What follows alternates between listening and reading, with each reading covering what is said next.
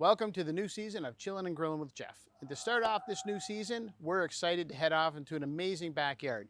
You may recognize this name, you may recognize this gentleman from when we filmed an episode at Doughboys Pizza. Folks, you're seeing it here for the first time, the Trusty Ranger. The Crusty Ranger.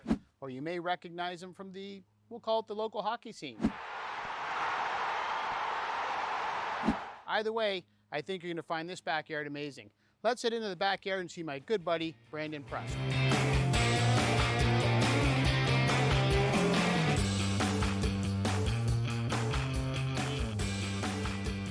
Brandon.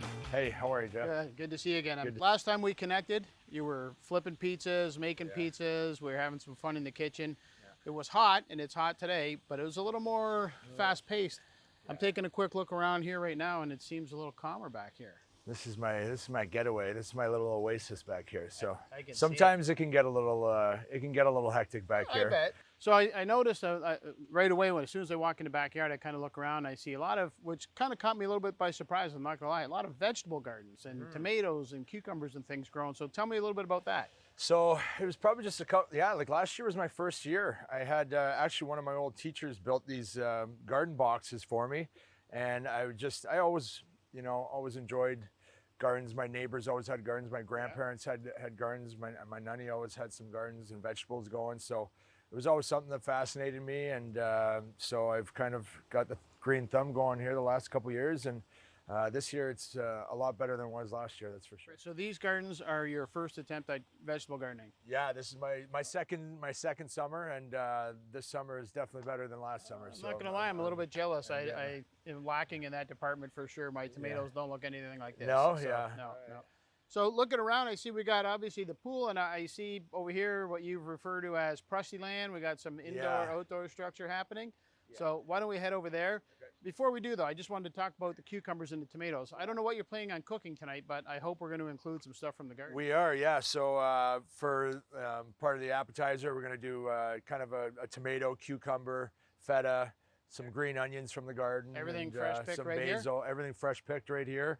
I've already looked at a couple cucumbers that I got picked out. Ready to tomatoes. go?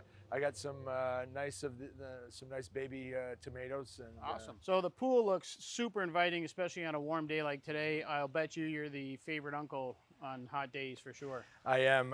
Yeah, my sister has 3 kids, a boy and 2 girls, Chase, Sonia, and Nadine, and they're over here in the summer, maybe at least once a week, maybe twice a week. I bet. I don't blame so they become good little swimmers, and I have lots of friends too. I remember coming back from workout some days, and I'd come home, and there'd be a couple of my buddies sitting by the pool and getting some tans. Usually my Italian buddies. There you go. And did you have a lot of input into the design of the backyard yourself? With the hot tub in the pool? Did you? I did. I when I first bought the place, I ended up buying the lot beside me. There was an open lot that was kind of a backyard from the house on Richmond, and I actually drew this up on the back of a skate box. I got a pair of skates from CCM, and I ripped off the back of the box, and I remember measuring out, all the footage, and I just kind of came up with this whole plan, like the whole layout. Obviously, I had the professionals add the special touches to it, but the layout of what I have here is something I drew up with a ruler and a pen on the back of a skate box. That's perfect. That's absolutely perfect. So that's great. So you set up the hot tub, the pool, this whole area. You got a sitting area, like we said, an open fire pit. Yeah. And then you've got this great indoor kitchen area. Yeah. We're going to use this today to do some cooking? Yeah. I got a nice bar. It depends on the crowd I have. Sometimes it's a bar area. Sometimes it's a cooking area. Sometimes it's a movie area. I got the nice day bed in there that I can close these screens here, and keep the bugs out, I sleep out here lots. So, bet. Great kitchen area too, and I got a barbecue there.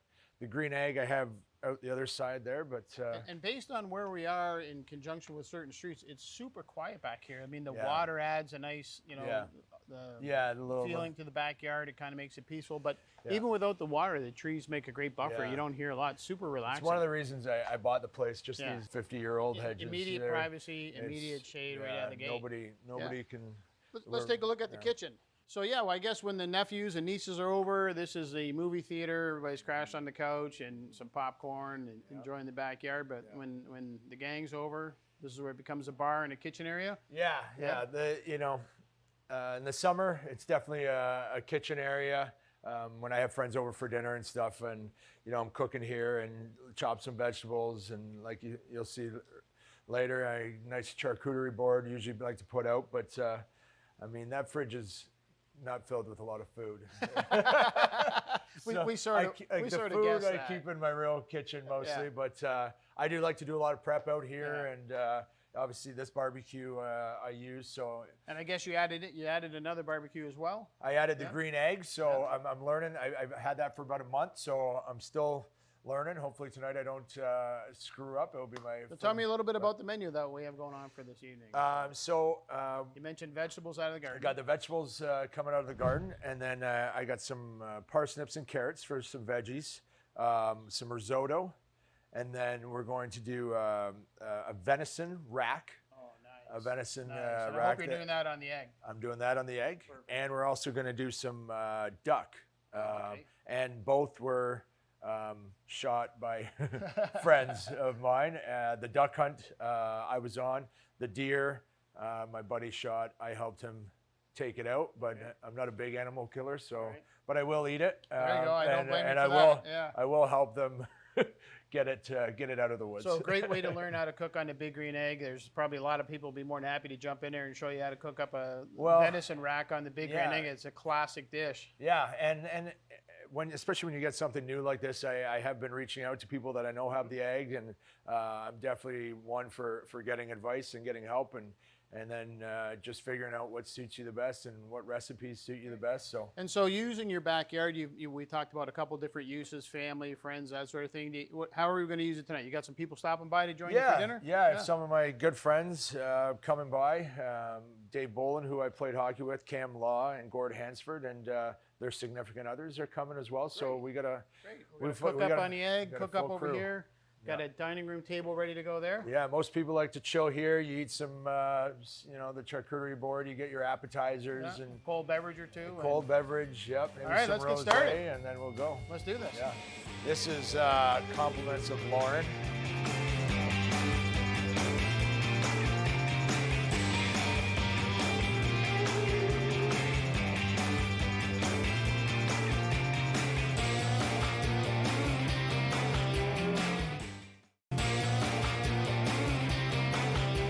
That meat cooking. I'm anxious to see that venison we got. I see you got your assistant ready to go up here? Yeah, I got my sous chef Gord here. He's the one that showed me how to use the egg because I'm new to it. So we got her at 250. We got her seasoned up. I think we're going to add a little more seasoning. For our barbecue fanatics out there, they're going to say, why 250 to start? The theory is to sear. So we're going to do a reverse sear, I'm guessing? We're doing a reverse sear. So we're going to slow cook it for about 40 minutes until the temperature is about 120 on the inside, 120 inside. 120. And then after that, we're going to take it off. We'll let it rest for a few minutes, and then we're going to get that green egg going, getting the flame going. Get some lava going in there. Yeah, we're going to get that thing fired right up, and then we're going to sear it right on the open flame on the grill. And what kind of spices did you toss on there? Your own mixture? Yeah, just a little bit. I got some lime chipotle mix. I got some salt and pepper, some garlic powder. I got a nice barbecue rub. I just tossed a bunch in there. Let's close that up and let it sit. Close that up. Keep her right there. Keep her at 250, and we're looking for 120 on the inside. Yep, 120 on the inside, so that should take about 40 minutes. Great. So what else are we cooking up? We got to make the salad. We're going to make some tea. Yep. We're going to cook up some vegetables. Yeah, we're going to cook up. We'll make the salad right now, and we're going to cook up some carrots and parsnips. All right. We got risotto. Gordon made a special risotto for us tonight. So we'll do tomato, green onion, cucumber, basil flowers. I'm just gonna cut off like a full stem here. And lavender, we got the lavender here. For a nice herbal tea, we like to make a nice tea, either cold tea in the summer, in the winter, obviously hot tea. But we do mint and we do basil, the basil flowers, like the top of the basil. And lavender. And lavender, and that's our tea. All right, the garden looked great. You guys got some great vegetables and stuff out of the garden. We're gonna make a tea, a grown-up tea, I guess, right? So we're gonna add grown-up ingredients a little bit later on.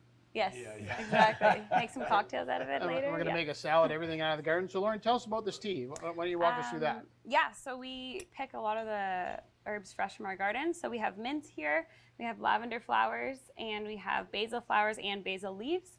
Super easy to make. We've boiled some water here, so we're just gonna take some of the mint leaves, put those in there. Okay, so lavender, you can actually just push the flowers right off into the pot. And you can see in our pot here, we do have a steeper. So I'll take that out in a few minutes. And so this is going to be a cold tea or a hot tea, whatever you feel like. And Yeah, so sometimes at night we'll do hot. We'll usually brew these and keep them for a couple days in the fridge. And then when it's a hot day. Summertime, it's cold. Yeah. Too, but So that's pretty much it, what we're gonna put in the tea. And then we're gonna steep it with hot water just to get all the flavors brewing. and how long will you let that steep? So I usually let it steep 10 to 30 minutes. And then we're gonna strain it, put it into a mason jar, and put it into the fridge. Perfect. And why don't we get the salad going and we'll get this guy to work. He's so far doing a great job watching everybody else do everything. So let's put him to work now. There you go. all right. So this, you were saying to me, this is one of your favorite salads. Yeah, I mean, I love a Caprese salad. That's one of my, you know, I can even just that night just cut up some tomatoes and oil and vinegar. So I love, I can do the same with the cucumbers too. So mixing them both together is definitely one of my faves. And then add some feta cheese, some green onions, basil and parsley, and Perfect. you got Let's perfect chop them salad. up. So let's see your knife skills. She cuts hers up a little different than me. Yeah, But I usually I have a just system. yeah, so I just like to kind of go like I just kind of cut them like this, and then I'll cut them in fours. Her way is probably better, but this is the way I've always done it. And then I kind of go like that. And so what's Lauren's technique? Lauren, let's pass the knife over. Lauren's Let's see, technique. Lauren, I like we're going it. to judge here. Let's see your technique. Okay. Let's see which one works better.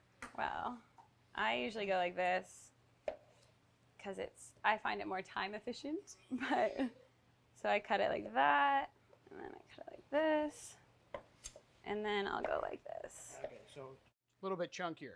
Yeah. And you've got all You your can do it fingers. thinner. I don't want to jinx that yet, but you Yeah. still got all your fingers. So what's next? We got our cucumbers all chopped up. Yep, cucumbers, and then we're just gonna slice these tomatoes in half.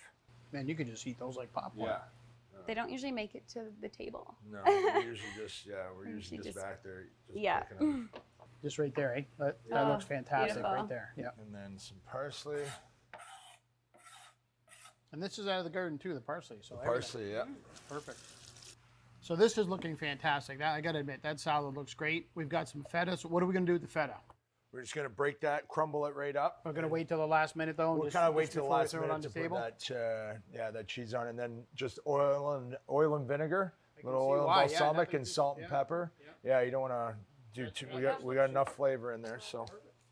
All right. So what are we going to do next? We've got the salad ready to go. We're going to add the feta cheese later on. What do we have to do next? So next, I'm gonna just chop up the carrots and parsnips. That's gonna be the veggie for on the plate. Okay. And how are we cooking those up? I'm gonna put them in the good old air fryer here. Awesome. So, So we're doing a little bit of everything. Fresh salad from the garden. We got some meat going on the grill. We had some risotto coming up using the air fryer. This is awesome. Yeah. And you're doing it all outside, which is even better. Yeah. The tea's ready. So we're going to strain it and put it into a mason jar. And it has a beautiful color, which is one of the other things I love about the mint in there. And sometimes I will try to grab a couple of the mint leaves that were in the steeper. If a few other basil leaves get in there, that's great too. Just let it to continue to steep and add Yeah. a little more flavor and Yeah. let it get happy. Exactly. And I'll put it into the fridge for a few hours, and in a few hours it'll be ready to drink. Okay, so now we got our vegetables and we're going to chop these up. Parsnips and carrots. Yep. So I usually put them all in here and just olive oil and salt and pepper. That's all. Like just kind of keep it simple, and then I put them in the air fryer, 390 for about 15 minutes. So we got our olive oil, some salt and pepper. We're going to toss them in the air fryer and let them get happy. Yep. Perfect.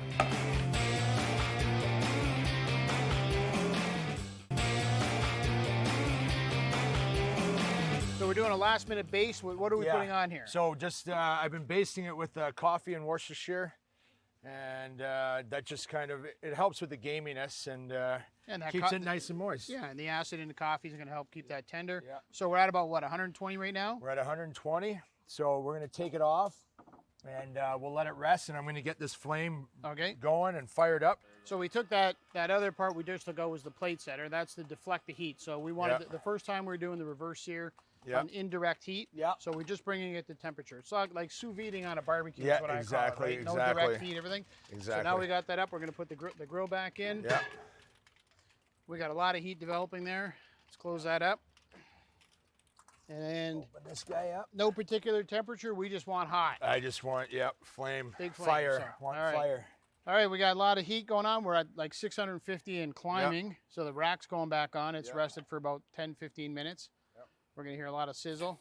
Oh, that's what we want to hear. What we like to do is also some butter and garlic to really get that flame going behind it. Gordo shot these duck himself. So Gordo, he knows how to cook them. What's that? Skin side down. Skin side down. We're going to put them kind of more along the edges, aren't we? We want to sear that skin, render all that fat off, and but we're going to serve them, what, medium rare? That's the plan. That's the plan.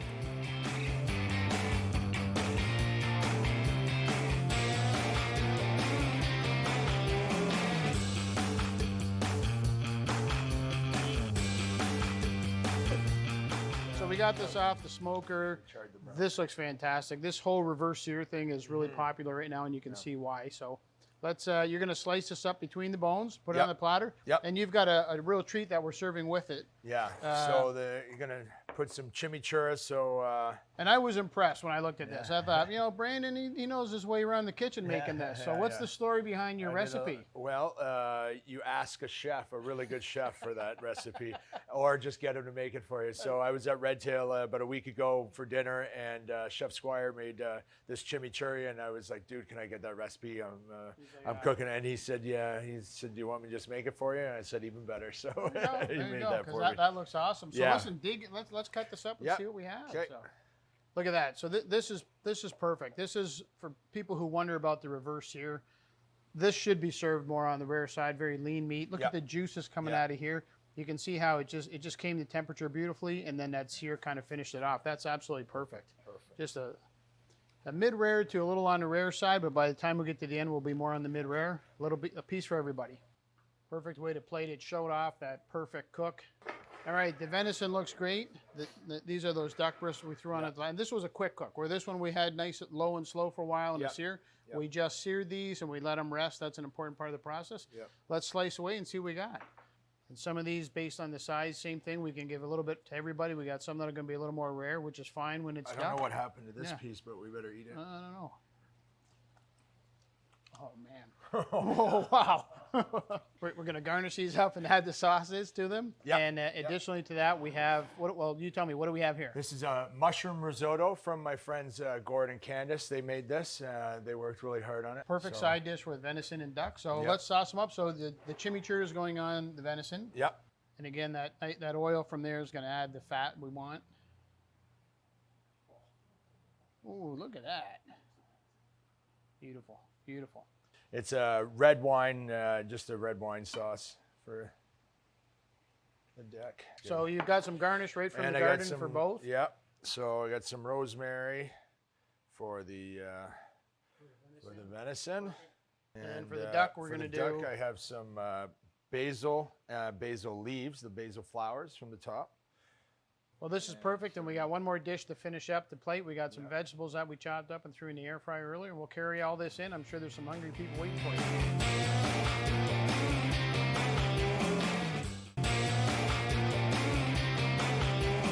All right, Lauren, your vegetables look great. They came together perfectly. We got the duck garnished up with your red wine sauce that we're going to try, and we're going to assure everybody it tastes fantastic.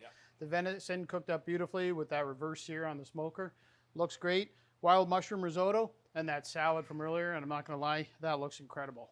I can't wait to dig. Of everything here, I'm anxious to try this. Yeah, especially the fresh right out of the garden. Right out of the garden. It was perfect. So why don't we grab a couple platters? We'll head in. I'm sure we got a hungry crowd in the house. Well, Lauren, Brandon, thanks for inviting me here today. This was fantastic. The last time we were together, we were making pizza. And this is, it was pretty good pizza, but I'm looking forward to enjoying this tonight. Everything came off the grill beautifully. The venison is cooked perfect. The duck, we had friends here to help out on the barbecue and to shuffle things in and out. So cheers. Thanks very much. I really appreciate it. Beautiful backyard. Looking forward to a great meal. Yeah. Thanks again, guys. Cheers. Cheers.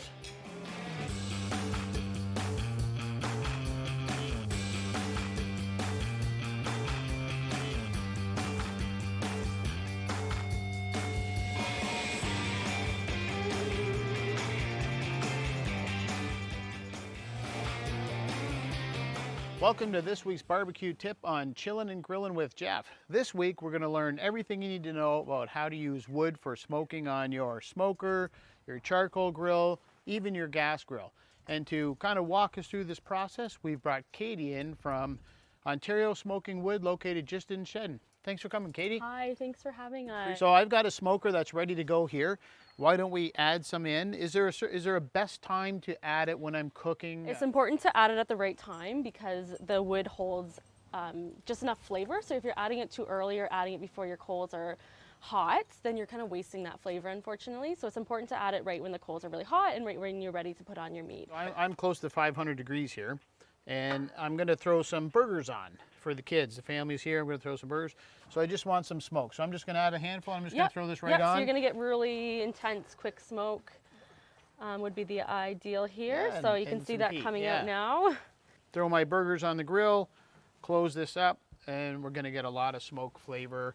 So now I've got maybe a couple steaks. I want smoke. I don't want it instant, and I want it a little bit longer. So this, I'm going to add the chips to it, right? Yeah, I would do burgers or sausages with the chips is Okay. normally what I personally do. Same sort of thing. I'm just going to add some and scatter them right in. They're not torching up just as quick as the dust did. They're going to burn. We're going to get some smoke. So now we saw the difference on the dust versus the chips, but now I want to go low and slow. I'm going to put a brisket on here, or a large pork shoulder or pork butt to make some pulled pork. So I want a longer smoke. And for that, I'm going to go with these chunks. And what kind of chunks would I be adding So these right are apple, Okay. and you're going to do 3 to 4 pieces. now? Right away, again, we can see the difference is no smoke right now.